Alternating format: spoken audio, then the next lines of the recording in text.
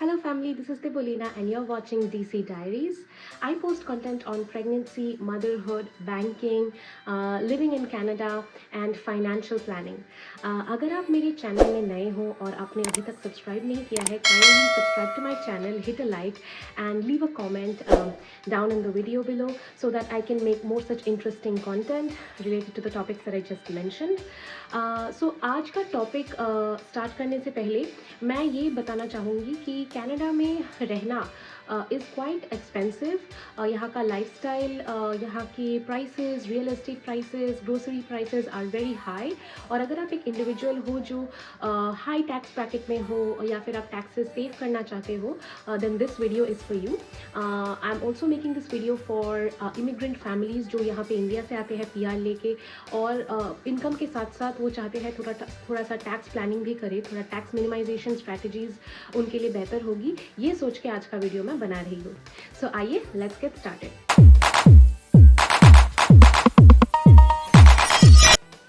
So first of all हमें ये जानना पड़ेगा कि गवर्नमेंट ऑफ कनाडा ने इंडिविजुअल्स के लिए जो PR पे आए हैं उनके लिए कौन कौन से ऐसे प्लान्स बनाए हैं जिन प्लान्स की मदद से हम अपना जो इनकम है, टैक्सेबल इनकम को कम कर सके, कम टैक्स पे कर सके और इस तरीके से हम ज़्यादा सेव कर सके। Let's find out what are different type of tax plans here in Canada which will be helpful to you. First of all, we have the RRSP. So RRSP stands for Registered Retirement Savings Plan. तो जैसे कि नाम से ही पता चलता है ये retirement के टूवर्ड्स एक फ़ंड है और एक टैक्स प्लान है जो गवर्नमेंट ने स्पेसिफिकली इंट्रोड्यूस किया है रेजिडेंट्स ऑफ कनाडा के लिए। दूसरा प्लान है टैक्स फ्री सेविंग्स अकाउंट और द TFSA। सो TFSA जैसा कि आप समझ ही गए होंगे, दैट्स अ सेविंग्स अकाउंट जिसमें जो भी इंटरेस्ट होता है वो टैक्सेबल नहीं होता है, वो टैक्स फ्री होता है। तीसरा प्लान है RESP, registered education savings plan. ये ऑब्वियसली टुवर्ड्स एजुकेशन जाता है। ये फंड में आप अपने बच्चे के लिए, अपने चिल्ड्रन के लिए या फिर किसी और के चिल्ड्रन के लिए भी you can put money towards it and pay for their higher education where they don't have to pay as much taxes. चौथा जो एक नया प्लान इंट्रोड्यूस हुआ है 2023 में, वो है FHSA और the first home savings account.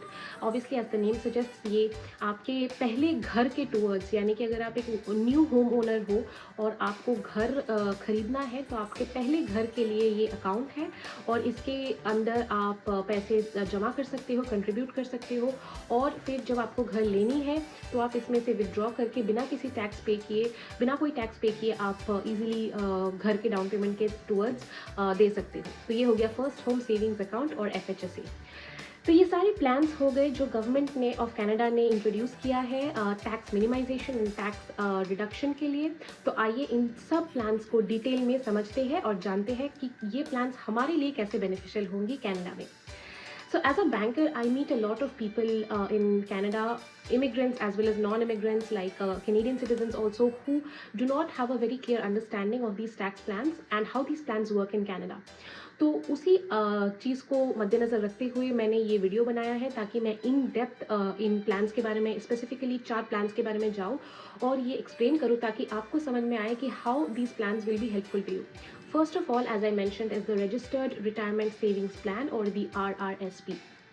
तो जैसा कि ये नाम ही सजेस्ट करता है, ये जो फंड है ये आपके रिटायरमेंट के टुवर्ड्स जाता है। यानी कि अगर आप एक वर्किंग प्रोफेशनल हो, आपका एक अर्नड इनकम है, आप साल के एंड में या एक आपके पास एक नोटिस ऑफ असेसमेंट जाता है, आपका एक इनकम है, तो आप डेफिनेटली एक certain portion of that income आप रजिस्टर्ड रिटायरमेंट सेविंग्स प्लान के टुवर्ड्स डाल सकते हो, by weekly, monthly, semi annually, वो आपके ऊपर है।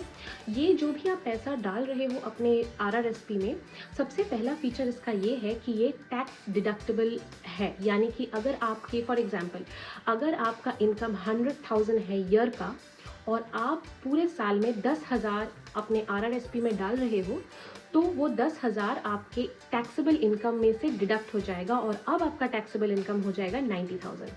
यानी कि वो 10,000 जो आपने अपने RRSP में कंट्रीब्यूट किया है, उस 10,000 के लिए आपको इस ईयर में और अगले साल में जब तक वो पैसा आपके RRSP में रहता है उसके लिए आपको टैक्सेस नहीं पे करने पड़ेंगे।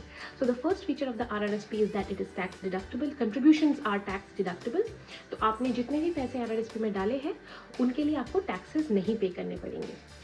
दूसरा, the money that your RRSP makes is also tax deductible. यानी कि अगर आपने फॉर एग्जाम्पल 10,000 अपने RRSP में इस साल डाले हैं और 2 साल में मान लेते हैं हाइपोथेटिकल बेस्ट केस सिनेरियो, जो कि नहीं पॉसिबल है, फिर भी just for the sake of illustration, अगर आपका 10,000 आपके RRSP में डाली हुई, वो 2 साल बाद अगर 10,000 इंटरेस्ट मेक करता है तो उस 10,000 के लिए भी आपको कोई टैक्सेस नहीं पे करना पड़ेगा। यानी कोई भी इंटरेस्ट या मनी जो ग्रो करता है आपके RRSP के अंडर, उसके लिए भी आपको टैक्सेस नहीं पे करने पड़ेंगे। ये दूसरा फीचर है।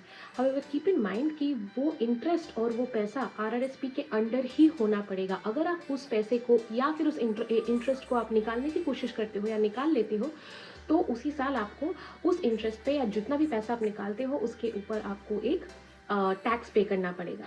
Thirdly, you are differing to पे taxes on money that is kept in the RRSP। तो क्योंकि ये रिटायरमेंट का प्लान है, तो नेचुरल सी बात ये है कि अगर आप इस पैसे को विड्रॉ करना चाहोगे तो आप कब और कैसे कर सकते हो।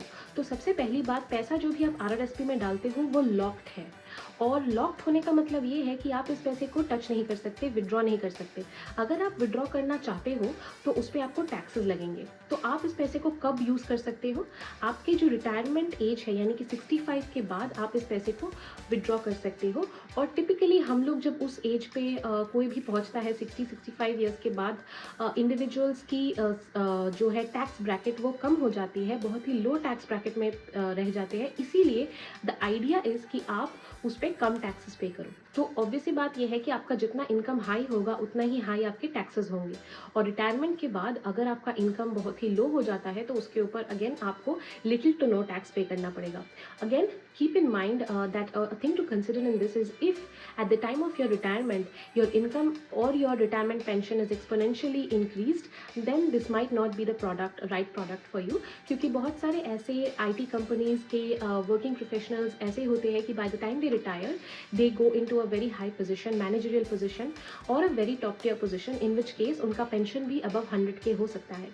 उस केस पे it's best to consult a tax professional to get the right guidance on how to save and minimize your taxes। This product is a good fit for you if you are in the mid to high income bracket and you know that your income will not be continuously rising over the years। सो ये हो गया पहला product RRSP। अब इसके अंदर भी कुछ चीज़ें हैं। सबसे पहला चीज़ ये है कि ये प्लान इवन तो RRSP के टूवर्ड्स रिटायरमेंट के टूवर्ड्स जा रहा है, फिर भी आप इसमें से एक सर्टेन पोर्शन निकाल सकते हो और टैक्स नहीं दे सकते हो। तो वो कौन सी सिचुएशन या सर्कमस्टेंस है जिसके बिहाफ पे आप उस RRSP के अंदर से पैसे निकाल सकते हो और कितना निकाल सकते हो, और उसके लिमिटेशंस क्या क्या है। तो फर्स्टली, अगर आप एक घर खरीद रहे हो और आप एक फर्स्ट होम ओनर हो, तो उसके अंडर पे, उसके बिहाफ पे आप $35,000 अपने RRSP से आप विड्रॉ कर सकते हो और उस पर आपको पैसे भरने की ज़रूरत नहीं है। तो up until 2023 this route was taken by a lot of individuals who wanted to buy a home in Canada, and they would withdraw the $35,000 from the RRSP and they would have to pay it back within the next 15 years of withdrawal। यानी कि अगर आपने 2023 में withdraw किया तो 2024 से every year आपको until 15 years उस RRSP में वो 35,000 पे बैक करना पड़ेगा। मतलब 1/15 portion of that 35,000 had to be paid back into the RRSP every year। That was a limitation on the RRSP। FHSA यानी कि फर्स्ट होम सेविंग्स अकाउंट में वो लिमिटेशन नहीं है, पर FHSA में हम थोड़ी देर बाद आते हैं। दूसरा प्रोडक्ट जो मैंने आपसे डिस्कस किया वो है tax free savings account. So tax free savings account क्या है और वो RRSP से कैसे डिफरेंट है। तो जैसा मैंने कहा कि RRSP में आप जो भी पैसा डालते हो उस पैसे पे आपको टैक्स नहीं भरना पड़ता है। However tax free savings account में आप जो पैसा डाल रहे हो that is not tax deductible। That is, the money that you're putting in towards your tax free savings account is already your after tax money। So any money that you put in to your TFSA is not tax deductible। However, the interest that you make on your TFSA is tax deductible। दूसरा major difference ये है कि TFSA में कोई भी Canadian resident over the age of 18 contribute कर सकता है। हाउएवर RRSP में सिर्फ वर्किंग प्रोफेशनल्स जो एक इनकम अर्न करते हैं वही कंट्रीब्यूट कर सकते हैं। RRSP से विड्रॉ करने के टैक्स इम्प्लीकेशंस हैं, TFSA से विड्रॉ करने के कोई टैक्स इम्प्लीकेशंस नहीं है। डिटेल्स में जानने के लिए कि कितना पेनल्टी है, आप ओवर कंट्रीब्यूट कैसे करते हो और कब करते हो, टैक्स फ्री सेविंग्स अकाउंट में ओवर कंट्रीब्यूशन का पेनल्टी कितना है, आरआरएसपी पे ओवर कंट्रीब्यूशन का पेनल्टी कितना है, ये सब जानने के लिए आप गवर्नमेंट ऑफ कनाडा के ऑफिशियल वेबसाइट में जा सकते हैं और वहाँ पे आपको सब कुछ डिटेल में मिल जाएगा। And I don't want to give you wrong information.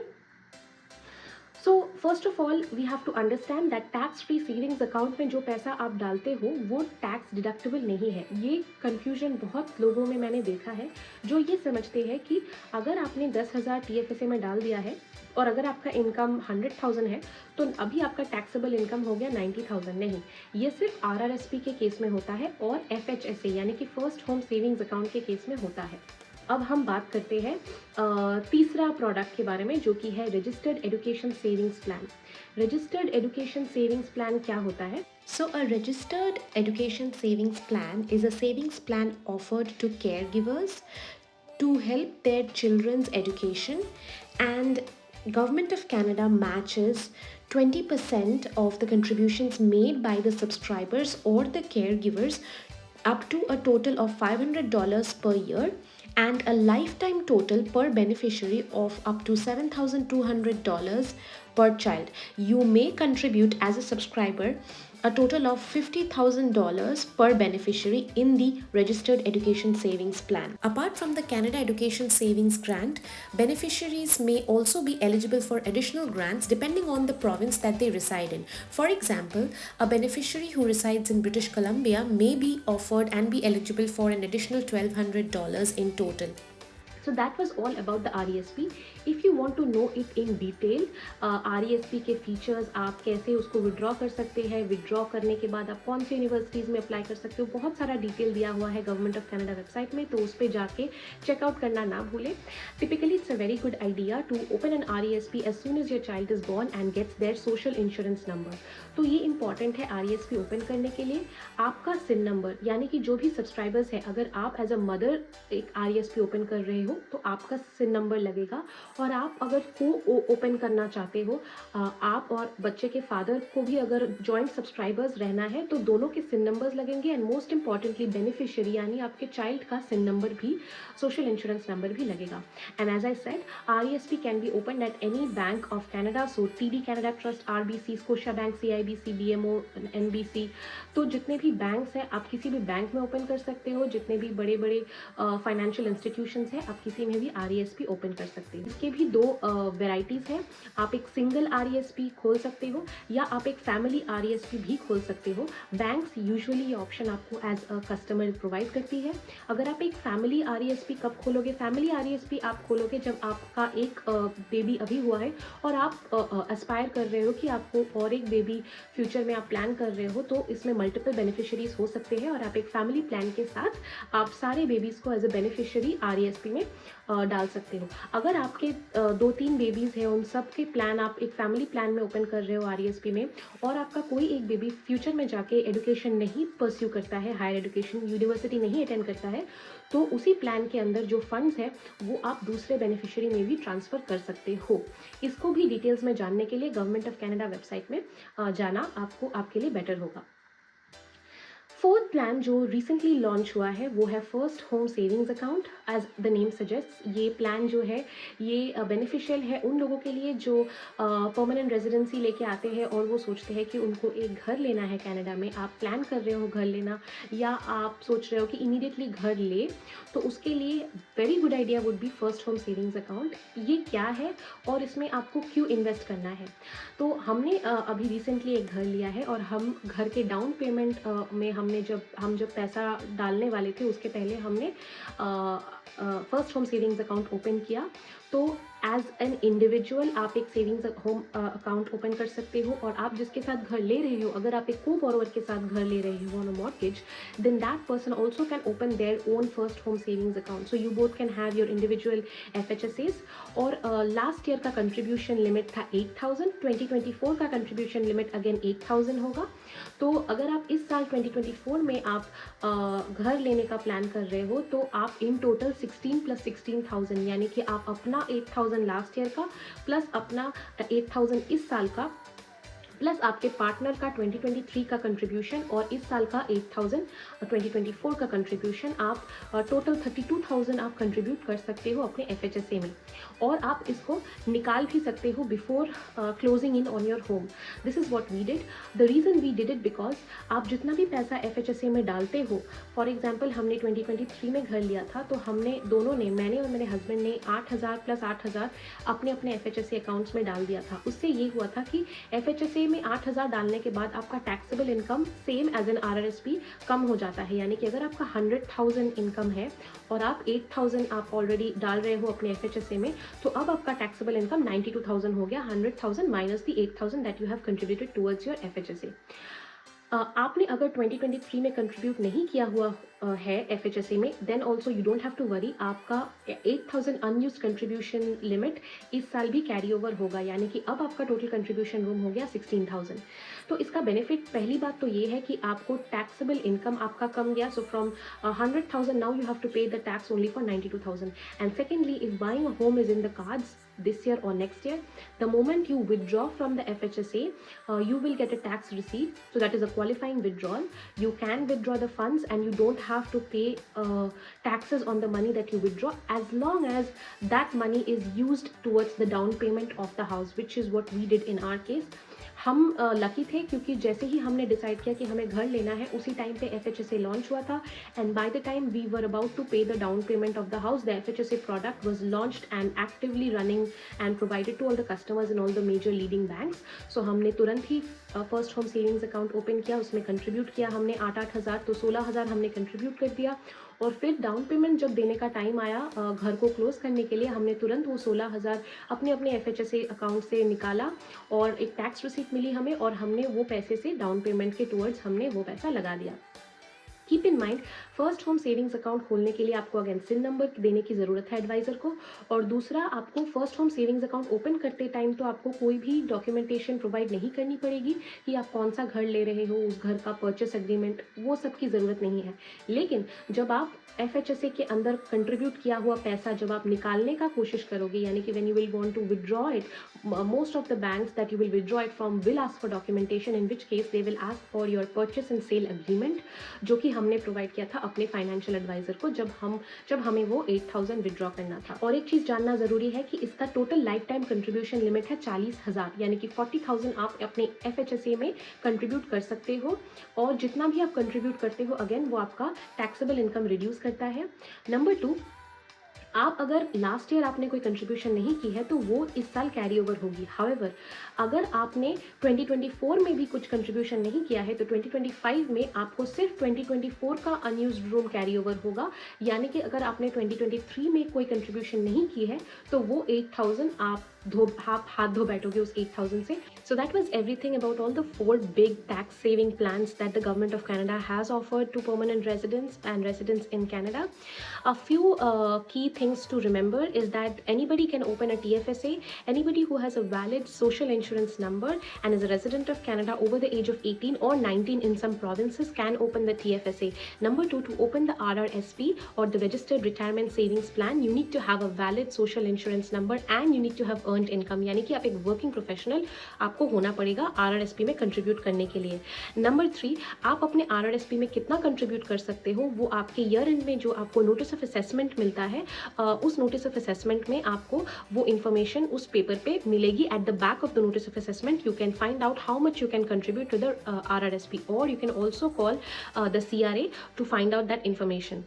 So ये सारी चीज़ें हो गई। और लास्टली नंबर 4, TFSA में आप कितना कंट्रीब्यूट कर सकते हो वो आप गवर्नमेंट ऑफ कनाडा वेबसाइट में जाएंगे तो जिस साल आप परमानेंट रेजिडेंट बनते हो या फिर जिस साल आप कनाडा आते हो एज अ परमानेंट रेजिडेंट, उस साल से लेके अब तक आपने जितने भी ईयर्स आपके हुए हैं, जैसे for example we came to Canada in 2020, और 2020 से लेके अब तक जितने भी ईयरली कंट्रीब्यूशन लिमिट्स हुए हैं उन सबको ऐड करके जितना भी टोटल होता है, that is the total that we can contribute, and you can contribute all that amount in one go, और you can do it in a series of deposits. So TFSA के जितने भी unused contribution room है वो carry forward होते जाता है indefinitely. तो ये सारी चीज़ें थी government tax plans in Canada के बारे में। मैं ऐसे ही सारे कंटेंट पोस्ट करती हूँ every week, so please watch this space for more. And if you have any questions or if you have any doubts or concerns, please drop a comment and I'll be sure to reply to you. I hope this content helps you in building a financially sustainable plan and a budget in Canada, as living in Canada is expensive. I hope to see you guys on my next video. Till then, take care. Bye bye.